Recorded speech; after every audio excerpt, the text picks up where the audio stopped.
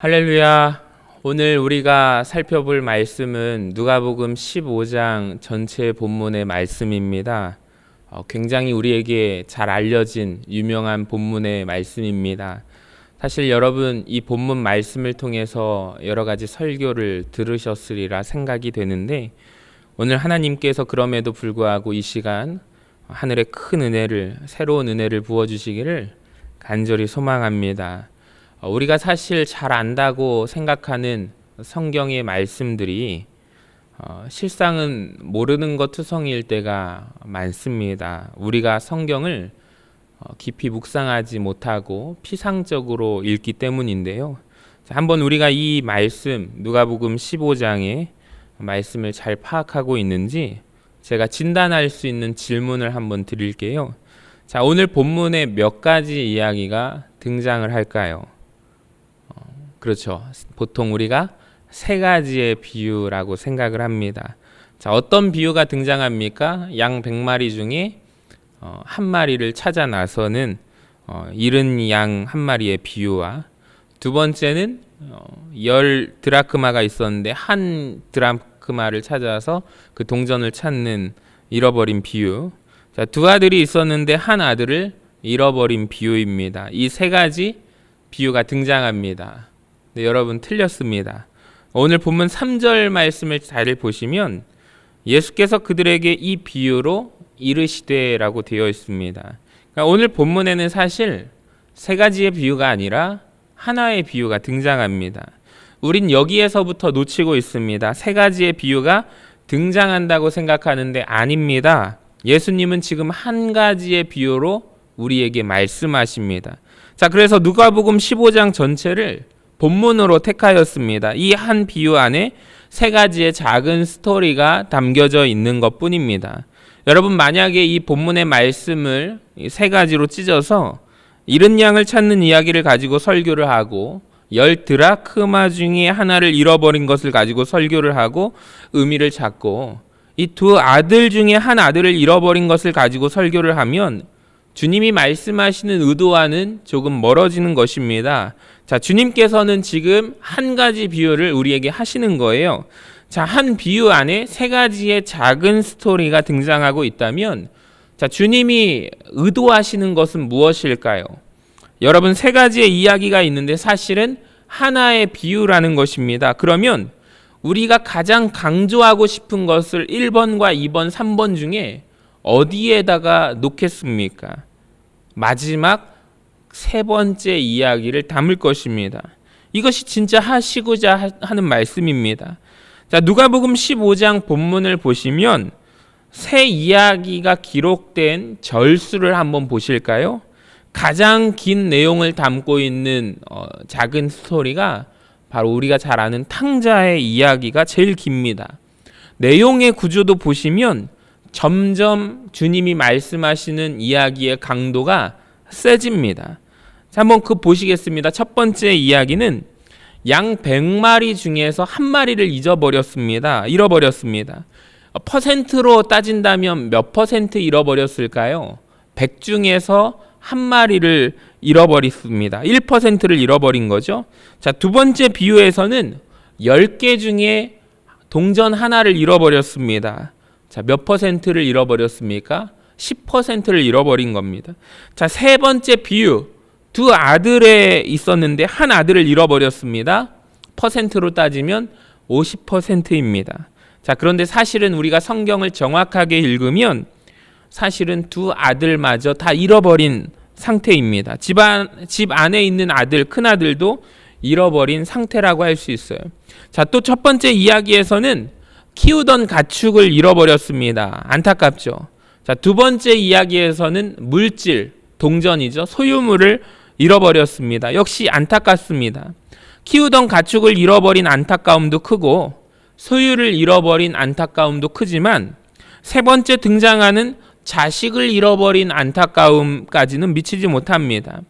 그러니까 세 번째 이야기를 위해서 앞에 두 가지의 작은 이야기가 존재한다는 결정적인 증거는 한 가지가 더 있는데요. 바로 앞에 두 이야기에서 나오지 않는 내용이 세 번째 이야기 탕자의 이야기에서는 등장합니다. 자, 앞에 두 이야기에서는 잃어버린 것을 찾으려는 주인의 마음만 나옵니다. 첫 번째 잃은 양을 찾으려고 애쓰는 주인의 마음이 나오고요. 자, 두 번째에서도 잃어버린 동전을 찾으려는 주인의 마음이 나옵니다. 세 번째는 잃어버린 것을 찾으려는 아버지의 마음만이 나오는 것이 아니라 기뻐서 잔치를, 돌아온 탕자가 돌아와서 너무나도 기뻐서 아버지가 잔치를 여는데 그 잔치를 여는 것을 싫어하는 존재가 세 번째 이야기에 등장합니다. 오늘 비유의 배경은 다음과 같습니다. 본문 1절을 보시기 바랍니다. 왜 예수님이 이 비유를 하시게 되었느냐? 모든 세리들과 죄인들이 말씀을 들으러 가까이 오고 있었습니다. 그러니까 세리와 죄인은 잃어버린 자들입니다. 잃어버린 양, 잃어버린 동전, 잃어버린 아들과 같은 존재가 세리와 죄인들입니다. 자, 주님이 이들이 돌아올 때 너무 기뻐하십니다. 이들과 무엇을 하시냐면 2절을 보니까 죄인을 영접하고 음식을 함께 같이 먹습니다. 자, 새 이야기에서 다 잔치가 등장하죠. 그러니까 주님은 잃어버린 죄인들, 세리와 같은 죄인들이 주님께로 돌아오는 게 너무 기쁘셔서 잔치를 여십니다. 자, 그런데 이 잔치를 여는 것을 싫어하는 자들이 있다라는 거예요. 누굴까요?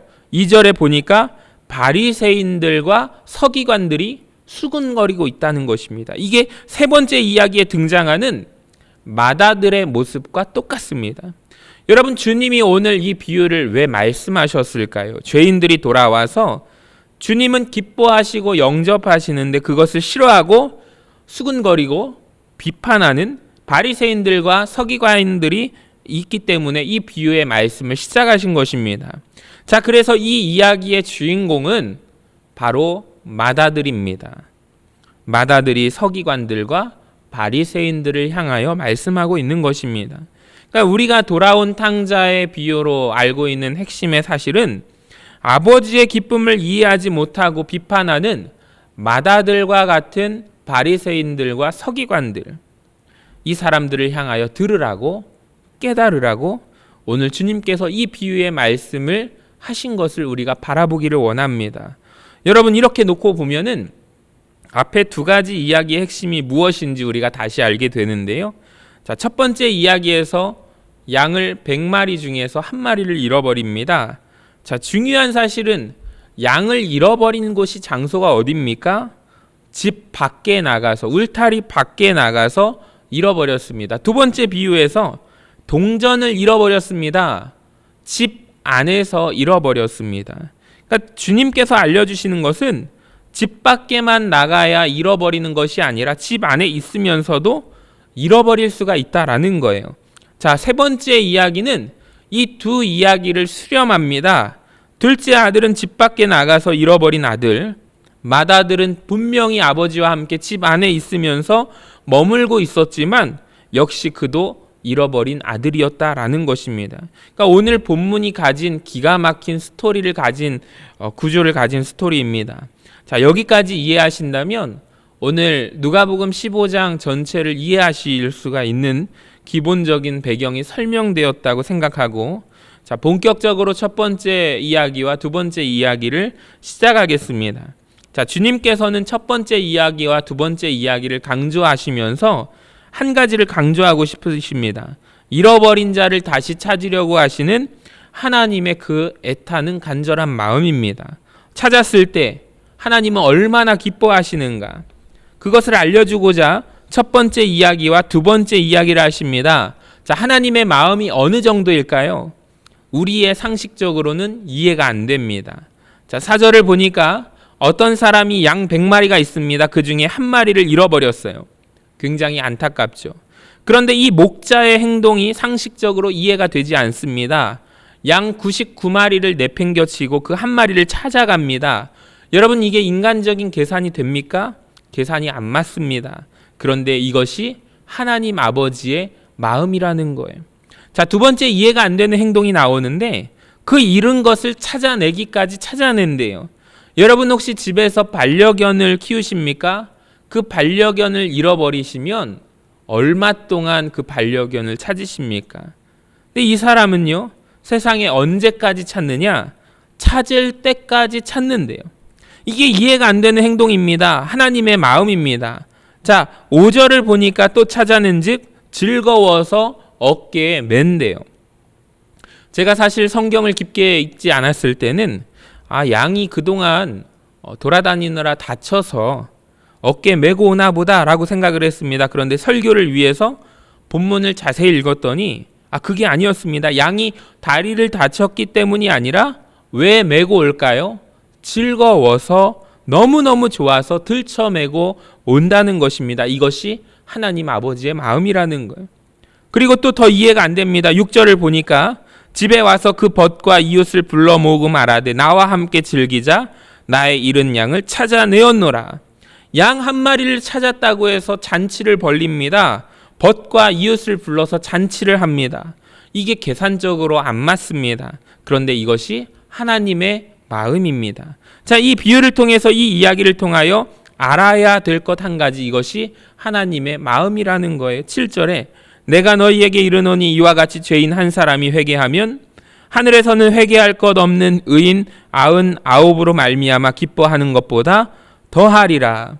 여러분, 이것이 하나님의 기쁨입니다. 세리와 죄인들이 돌아올 때 이것이 나의 기쁨이다. 하나님께서 우리에게 알라라는 것입니다. 이 마음을 알라는 것입니다. 자, 두 번째 똑같은 이야기입니다. 어떤 여자에게 10드라크마가 있는데 동전 하나를 잃어버립니다. 집을 열심히 쓸며 찾아내기까지 찾아내는데 이것이 바로 하나님의 마음이라는 거죠. 9절을 보니까 또 찾아낸즉 동전을 하나 찾았는데 벗과 이웃을 불러 모으고 잔치를 엽니다. 여러분, 동전 하나 찾았는데요, 돈을 들여서 잔치를 열어요. 계산적으로 말도 안 되는 행동을 하는데 이것이 하나님 아버지의 마음임을 알라는 것입니다. 여러분, 이해가 되십니까? 첫 번째와 두 번째 이야기를 통해 하나님께서 말씀하시고자 하는 딱 한 가지, 이것이 바로 하나님의 마음이다. 잃어버린 자를 그토록 찾고 싶다라는 것입니다. 이제 세 번째 이야기를 본격적으로 시작하십니다. 하나님의 마음을 모르는 두 아들이 등장합니다. 11절에 또 이르시되 어떤 사람에게 두 아들이 있는데 그 둘째가 아버지에게 말하되 아버지여 재산 중에서 내게 돌아올 분깃을 내게 주소서. 여러분, 이것이 아버지의 마음을 아프게 하는 행동입니다. 자, 고대 사회에서는 아버지가 살아계실 때 유산을 달라고 요청할 수가 없습니다. 자, 재산은 언제 나누어 줄까요? 아버지가 돌아가실 때 유산을 나눕니다. 근데 이 자녀가 내게 돌아올 유산을 먼저 달라고 하는 말은 이게 어떤 의미냐면요, 아버지 빨리 돌아가셨으면 좋겠어요, 이런 뜻입니다. 근데 아버지가 얼마나 이 자녀를 사랑하는가, 이 자녀의 요구를 들어주십니다. 아버지가 가지고 있는 모든 살림을 각각 그 자녀들에게 나누어 줍니다. 여러분, 이스라엘 사회에서 장남은요, 차남의 2배의 몫을 받게 되어 있습니다.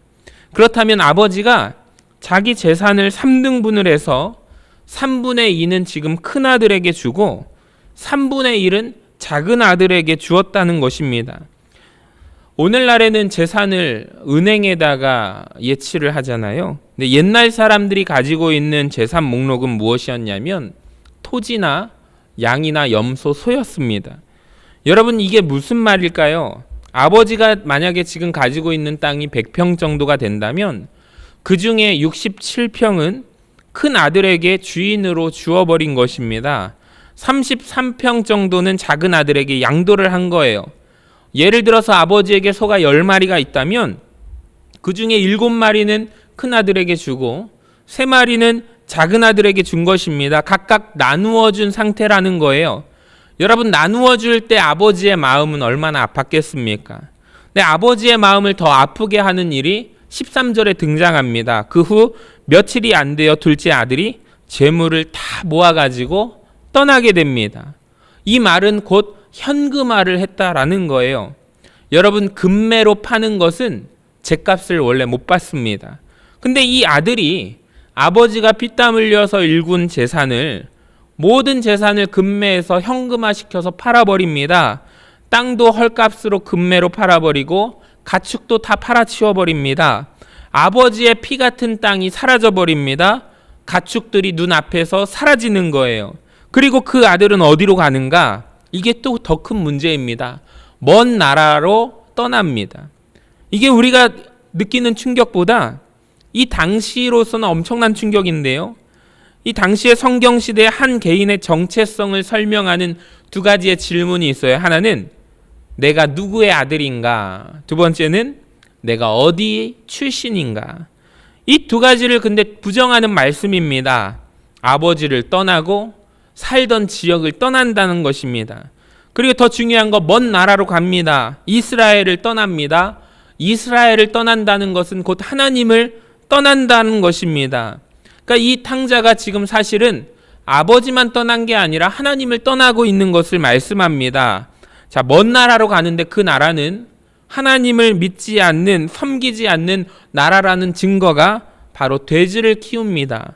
이스라엘은 돼지를 가증스러운 가축으로 여기기 때문에 키우지 않습니다. 근데 이 탕자가 머물렀던 지역은 돼지를 키워요. 아마도 이방 신에게 제사와 제물을 바치는 지역, 이 돼지가 키워지는 지역을 데가볼리 지역으로 추정합니다. 아버지를 떠나고 아버지의 집을 떠나고 자기가 살던 고향을 떠나고 하나님을 떠납니다. 여러분, 그뿐만 아니라 허랑방탕하여 재산을 다 낭비합니다. 여러분, 여기까지 이상한 거 하나 못 느끼십니까? 앞에 두 이야기가 그토록 강조했던 내용은 무엇일까요? 잃어버린 자를 끝까지 찾고 싶어 하시는 하나님 아버지의 마음이 담겨져 있습니다. 그런데 이 세 번째 탕자의 이야기에서는 한 가지 이상한 점이 나와요. 자, 잃어버린 양을 그토록 찾으시기를 원하시는 하나님, 잃어버린 동전을 그토록 찾고 싶어 하시는 하나님, 세 번째 이야기에서는 아버지로 등장하는데 아버지가 이 탕자를 찾으러 갈까요? 안 찾으러 갈까요? 안 가는 것이 이 비유의 핵심입니다. 왜 그럴까요? 앞에 두 이야기를 이야기하시면서 예수님이 하신 말씀이 이겁니다. 죄인 한 사람이 회개하면 이랬습니다. 여러분, 양은 짐승이잖아요. 그리고 드라크마, 동전은 사물입니다. 물건입니다. 우리가 직접 찾아와야 합니다. 그런데 사람은 자기 스스로가 깨닫고 변화되어 회개하고 돌아오지 않는 한 아무리 찾아가서 데리고 와봐야 소용이 없습니다. 여러분, 가출한 자녀 나가서 열심히 데리고 와서 앉혀봤자 또 마음 가운데 엄마의 마음을 모르면, 부모의 마음을 모르면 또 나가기 마련입니다. 하나님은 집 나간 자식이 돌아오기를 그토록 원하고 바라시지만 찾으러 가지 않으십니다. 여러분, 이 마음을 아느냐? 죄인이 회개하고 깨닫고 돌이키고 뉘우치기 전에는 소용이 없다는 것을, 이 마음을 아는 것이 이 비유의 핵심의 내용입니다. 그러니까 하나님은 기다리십니다. 집 나간 자녀가 돌아오기를 기다리시는 하나님. 여러분, 우리가 주님께 돌아가야 할 줄로 믿습니다. 이 둘째 아들의 삶을 한마디로 요약한다면 하나님을 떠난 삶, 행복한 것 같지만 사실 불행한 삶이라는 거예요. 그가 행복할 줄 알았습니다. 14절에 다 없앤 후 그 나라에 크게 흉년이 들어 궁핍해지고 비참해지는데 그 나라 백성 중 한 사람에게 붙여 삽니다. 그가 들로 보내 가증스럽다고 여기는 돼지를 키우고요. 돼지 먹는 쥐엄 열매로 배를 채우고자 하되 주는 자가 없었습니다. 그러니까 하나님을 떠난 삶이 행복한 것 같아도 행복하지 않다는 거예요. 아버지의 집을 떠나 세상에 속하고 났더니 결과가 이러하다라는 것입니다. 여러분, 오늘 본문을 통해서 아버지 집과 세상의 차이를 우리가 분명히 아셔야 합니다. 세상은 화려하고 즐거움이 있고 친구들이 있습니다. 근데 세상 안에는 조건이 붙는다는 거예요. 탕자에게 그 모든 조건이 사라지고 나자 탕자 주변에 아무것도 없었습니다. 이게 세상입니다. 근데 여러분, 아버지의 집은 다릅니다. 세상의 사랑은 조건적인 사랑이지만 아버지의 집은 우리가 조건이 있든지 없든지 하나님은 우리를 안아주십니다. 여러분, 이걸 믿으시기를 바랍니다. 이 비참한 상황에 탕자가 처했을 때 그가 회개하기 시작합니다. 17절에 이에 스스로 돌이켜 이르되, 그가 깨닫게 되죠. 그가 겸손해지게 되죠. 하나님이 그토록 원하시는 회개를 합니다. 주님께서는 죄인 하나가 회개하기를 원하시는 분이십니다. 아버지의 마음을 한번 볼까요? 20절에 아직도 거리가 먼데 아버지가 그를 보고 측은히 여겨 달려가 목을 안고 입을 맞추니. 여러분, 이 장면을 한번 상상해 보시기 바랍니다. 얼마나 감동적인 장면입니까? 지금 아버지는 늙었습니다. 아들은 젊습니다. 그러면 둘이 거리가 멀면 사실 누가 먼저 알아봐야 정상입니까? 젊은 아들이 늙은 아비를 알아보는 것이 정상입니다. 시력이 더 좋기 때문입니다. 아버지는 사실 외형이 예전이나 지금이나 달라질 것은, 크게 변할 것은 없습니다. 흰머리가 조금 늘었고 주름이 조금 늘었을 것입니다. 근데 이 아들은, 집 나간 아이는 노숙자가 되었습니다. 아들의 외형이 알아보기 힘든 상태에 있는 거예요. 그런데 그를 아버지가 알아봅니다. 여러분, 이 장면이 얼마나 감동적입니까? 우리가 하나님께 돌아가기만 하면 우리의 모습이 어떻게 변했든지 하나님은 우리를 알아보시고 달려와 안아주심을 믿으시기를 바랍니다.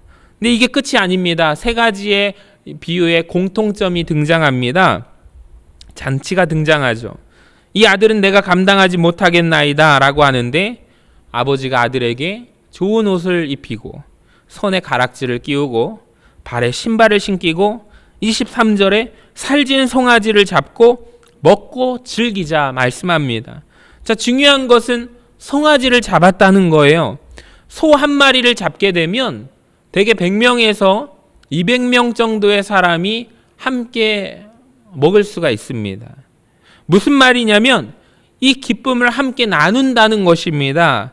오늘 이 한 가지 비유 속에 들어있는 세 가지의 이야기가 강조하는 것은 우리가 놓치지 말아야 할 것이 무엇인가, 죄인 한 사람이 회개하면 하나님의 기쁨이 얼마나 크냐 하는 것과 하나님은 그 기쁨을 함께 누리시기를 원하시는 하나님이시다라는 것입니다. 이것이 이 비유의 핵심입니다. 양 한 마리를 잃어버렸다가 찾으면 짜릿한 기쁨이 있을 것입니다. 그렇게 이야기가 끝나지 않아요. 잔치를 벌여서 기쁨을 함께 나눕니다. 동전 10개 중에 1개를 잃어버렸다가 찾으면 그 기쁨으로 끝나지 아니하고 이 기쁨을 나와 함께 누리자. 아들이 돌아왔습니다. 잔치를 벌여서 함께 기뻐하자. 여러분, 우리에게 하나님 아버지의 마음을 아는 기쁨이 있기를 원합니다. 하나님은 여러분이 나가서 죄인 하나를 전도해서 회개시키는 것도 기뻐하시지만 누군가 죄인 하나가 하나님 앞에 회개하고 돌아오면 그를 기뻐하시고 박수치시며 즐거워하신다는 것을 우리가 그 마음을 알아야 할 줄로 믿습니다. 근데 그것을 바라보며 기뻐하지 않는 바리새인과 서기관들을 바라보시고 오늘 주님께서 이 비유를 시작하셨다는 거예요. 여러분, 이 비유의 핵심이 여기에 있음을 우리가 아시기를 원합니다. 하나님의 탄식이 어디에서 오는가를 알아야 합니다. 죄인이 안 돌아와서가 아니라 죄인이 돌아왔는데 기뻐하지 않는 이들 때문에 하나님은 탄식하십니다. 큰아들이 못하는 게 그것입니다. 기쁨이 없습니다. 즐거워하지 않습니다. 28절에 보니까 그가 노합니다. 화를 내죠. 서기관들과 바리새인들도 화가 났습니다. 큰 아들의 여러 가지 문제를 찾을 수가 있지만 핵심은 자기가 그동안 아버지를 향해서 순종하고 효도한 것이 기쁨이 아니었다라는 거예요. 짐이었다는 사실입니다. 그가 아버지를 섬긴 건 맞지만 아들로서의 기쁜 섬김이 아니라 마치 종살이를 하는 것과도 같았다라는 것입니다. 여러분, 교회 안에도 잃어버린 사람들이 많습니다. 자, 오늘 세 가지의 이야기를 통하여 우리 주님께서 말씀하고자 하시는 것은 바깥으로 나가서 잃어버린 아들들도 있지만 집 안에 멀쩡히 머무르면서도 잃어버린 아들이 있을 수 있다라는 거예요. 여러분, 평생 교회를 떠난 적이 없고 하나님을 섬기면서도 하나님을 섬기는 기쁨이 없다고 말하시는 분들, 여러분, 내가 큰 아들이 될 수 있음을 기억하시기를 바랍니다. 둘째 아들은 어떤 사람입니까? 쾌락 때문에 집을 떠난 사람입니다. 첫째 아들은 집을 안 떠나고 집안에서 불평 때문에 하나님을 잃어버린 존재입니다. 원망으로 인해서 하나님을 놓쳐버립니다. 감사가 없습니다. 집을 뛰쳐나간 것은 탕자지만 집안에서 잃어버린 아들도 탕자였습니다. 그래서 세리와 죄인만이 아니라 서기관과 바리새인들도 하나님 앞에 잃어버린 자라라는 사실입니다. 둘째 아들에게 필요한 것은 방탕한 삶에서 돌이키는 것이었다면 첫째 아들에게 필요한 것은 무엇일까요? 불평과 원망의 삶에서 돌이키는 것을 우리가 알아야 합니다. 우리 중에 둘째 아들도 많지만 큰 아들도 굉장히 많습니다. 집안에서 잃어버린 아들 굉장히 많습니다. 하나님은 그런데 큰 아들도 작은 아들도 하나님 앞에 모두 돌아오기를 원하십니다. 여러분, 우리 가운데 둘째 아들이 있었다가 하나님 앞에 돌아왔다면 하나님께서 기뻐하신 줄로 알고 믿고 함께 우리가 기뻐하기를 원합니다. 이 가운데 우리가 교회 안에 있지만 교회를 내가 한 번도 떠나본 적이 없지만 내 안에 기쁨이 없고 원망과 불평과 평가들로 가득한 사람들이 있다면 우리가 거기에서 돌이키는 은혜가 있게 되기를 주님의 이름으로 간절히 축원합니다. 주님께로 돌아갈 때 주님께서 두 팔 벌려 우리를 기쁘게 안아주실 것을 믿습니다. 그 믿음을 가지고 한 주간을 승리하시는 저와 여러분 되시기를 주님의 이름으로 간절히 축원합니다.